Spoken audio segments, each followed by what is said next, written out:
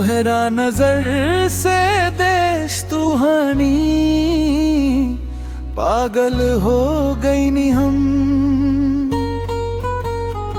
एक नजर में लुट गई नी, घायल हो गई नी हम।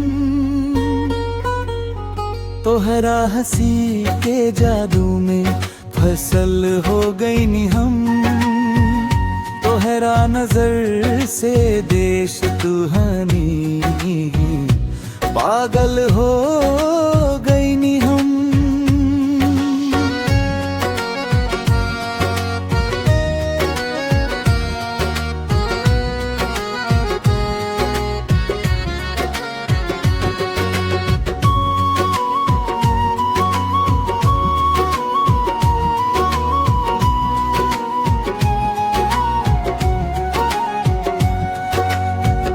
जब से देखनी सजनिया चैन सुकून उड़ गई।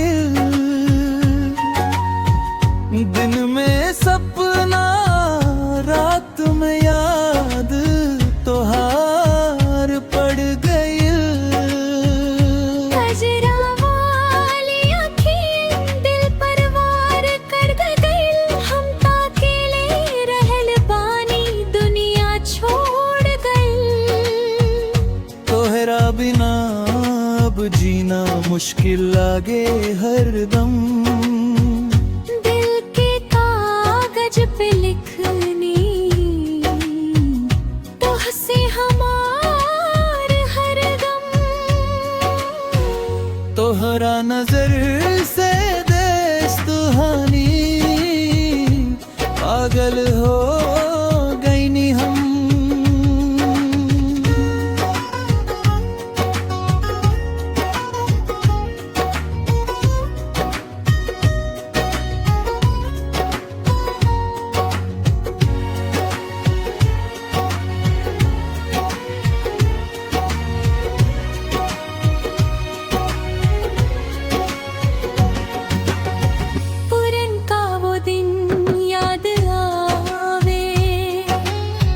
जब तू साथ रही,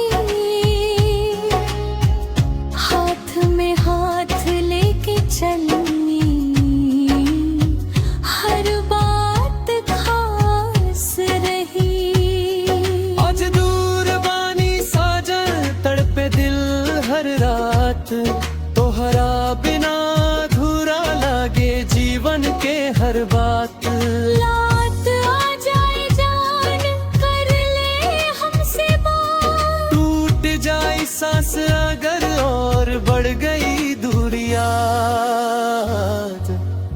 न जाने का गलती भइल काहे दूर भइनी तू। दिल आज पूछे खुद से